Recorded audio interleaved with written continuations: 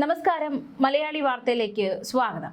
മുഖ്യമന്ത്രിയുടെ സുരക്ഷാ ഉദ്യോഗസ്ഥൻ കോൺഗ്രസ് പ്രവർത്തകരെ ഉപദ്രവിച്ചതും അതൊരു ജീവൻ രക്ഷാ പ്രവർത്തനമാണ് നടത്തിയത് എന്നതടക്കമുള്ള ഒരു വിവാദം, അത് ആ സംഭവം ഉണ്ടായ കാര്യങ്ങളൊക്കെ നമുക്ക് അതിന്റെ ബാക്ക്ഗ്രൗണ്ട് ഒക്കെ അറിയാവുന്നതാണ്. ഇപ്പോൾ ഇതാ ആ സുരക്ഷാ ഉദ്യോഗസ്ഥന് പരസ്യ ഭീഷണിയുമായി KSU നേതാവ് രംഗത്ത് വന്നിരിക്കുന്നു. മുഖ്യമന്ത്രിയുടെ സുരക്ഷാ ഉദ്യോഗസ്ഥന് നേരെയാണ് പരസ്യ ഭീഷണിയുമായി KSU നേതാവ് വന്നിരിക്കുന്നത്. തല അടിച്ചു പൊട്ടിച്ചതിന് കണക്ക് തീർക്കുമെന്നാണ് KSU സംസ്ഥാന വൈസ് പ്രസിഡന്റ് അരുൺ രാജേന്ദ്രന്റെ സാമൂഹ്യ മാധ്യമത്തിലുള്ള ഭീഷണി. മുഖ്യമന്ത്രിയുടെ സുരക്ഷാ ഉദ്യോഗസ്ഥൻ സന്ദീപിന്റെ ചിത്രം പങ്കുവച്ചുകൊണ്ടായിരുന്നു ഇത്തരത്തിലൊരു ഭീഷണി KSU നേതാവ് ഉയർത്തിയിരിക്കുന്നത്. കോൺഗ്രസ് സൈബർ ഗ്രൂപ്പുകളിലും സുരക്ഷാ ഉദ്യോഗസ്ഥന്റെ ചിത്രം പങ്കുവച്ച് അല്ലെങ്കിൽ അത്തരത്തിലുള്ള ചില ആഹ്വാനങ്ങൾ നടത്തുന്നുണ്ട് എന്നതും ഏറ്റവും ശ്രദ്ധേയം. ആലപ്പുഴയിലെ നവകേരള യാത്രയ്ക്കിടെ KSU നേതാക്കളെ മർദ്ദിച്ചത് ചൂണ്ടിക്കാട്ടിയാണ് ഭീഷണി. സാറേ സുഖമാണല്ലോ അല്ലേ? സുഖിക്കാൻ പോകുന്നതേ ഉള്ളൂ, 22 ദിവസം കൂടെ കഴിഞ്ഞോട്ടെ, സുഖിപ്പിക്കുന്നുണ്ട് ഞങ്ങൾ സാറന്മാരെ. ഞങ്ങളുടെ പ്രിയപ്പെട്ടവരുടെ തലയും കണ്ണും മൂക്കും അടിച്ചു പൊട്ടിക്കാൻ നേതൃത്വം കൊടുത്തവരൊക്കെ തൊഴിലുറപ്പ് കാർഡ് ഒരെണ്ണം എടുത്തു വെച്ചോ. ഞങ്ങളെല്ലാം മറന്നെന്ന് നിങ്ങൾക്ക് തോന്നിയാൽ ഞങ്ങൾ മരിച്ചെന്ന് ഉറപ്പ് വരുത്തണം. ഞങ്ങളുടെ കണക്ക് പുസ്തകത്തിൽ രക്തം കൊണ്ട് എഴുതിയിട്ടിരിക്കുന്ന കണക്കുകൾ ഒരുപാടുണ്ട്. ആ കണക്കുകളൊക്കെ നമുക്ക് തീർക്കണ്ടേ സാറേ എന്നാണ് KSU നേതാവ് അരുൺ രാജേന്ദ്രൻ സാമൂഹിക മാധ്യമത്തിൽ കുറിച്ചത്. വലിയൊരു വെല്ലുവിളിയാണ്. 22 ദിവസം കൂടി കഴിഞ്ഞോട്ടെ എന്ന് ഉദ്ദേശിക്കുന്നത് നമുക്കറിയാം.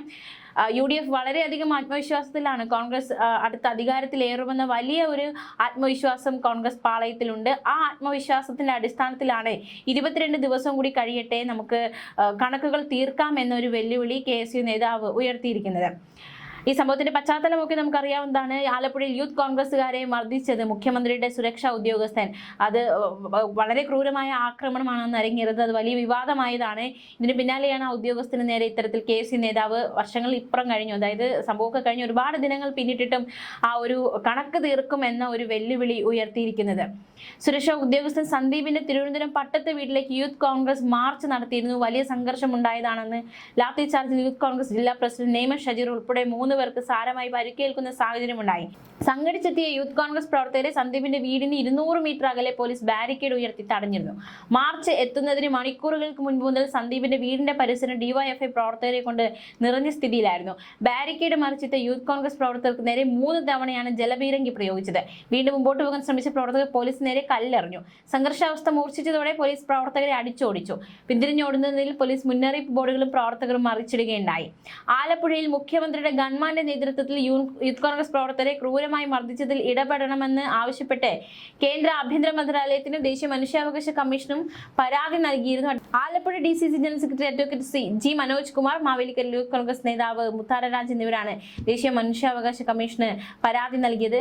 മാത്രമല്ല അന്ന് വലിയ വിവാദമായ സംഭവമാണ്. ആ സംഭവം ഇപ്പോൾ വർഷങ്ങൾക്കിപ്പുറം കണക്കുകൾ നമ്മൾ തീർക്കും എന്ന് പറഞ്ഞ് ഇത്തരത്തിൽ വലിയൊരു ഭീഷണി ഉണ്ടായിരിക്കുന്നു KSU നേതാവിന്റെ ഭാഗത്ത് നിന്നും. എന്തായാലും 22 ദിവസം നമുക്കറിയാം. അടുത്തതിന് മെയ്യിലാണ് വോട്ടെണ്ണൽ നടക്കുക. അന്നറിയാം ആരാണ് അടുത്ത അധികാരത്തിൽ വരിക. അധികാരത്തിൽ വരുമ്പോൾ തീർത്തും സാഹചര്യങ്ങളും സ്ഥാനമാനങ്ങളും ഒക്കെ മാറുമല്ലോ. അപ്പോൾ അധികാരം തുടരുകയാണെങ്കിൽ അങ്ങനെ, തുടരുന്നില്ല എങ്കിൽ അങ്ങനെ. എന്തായാലും ഈ ഒരു വെല്ലുവിളി, ഒരു പരസ്യ വെല്ലുവിളിയാണ് KSU നേതാവിന്റെ ഭാഗത്ത് നിന്നും മുഖ്യമന്ത്രിയുടെ സുരക്ഷാ ഉദ്യോഗസ്ഥന് നേരെ ഉണ്ടായിരിക്കുന്നത്. ചോദ്യങ്ങൾ ഒരുപാട് ഉയരുന്നുണ്ട്. ഇത്തരത്തിൽ വെല്ലുവിളിക്കേണ്ട ആവശ്യമുണ്ടോ? അങ്ങനെ ഒരുപാട് ചോദ്യങ്ങൾ ഉയരുന്നുണ്ട്. എന്തായാലും ഇത്തരത്തിൽ വെല്ലുവിളി ഉയർത്തിയിരിക്കുകയാണ്. ന്യൂസ് ഡെസ്ക് മലയാളി വാർത്ത.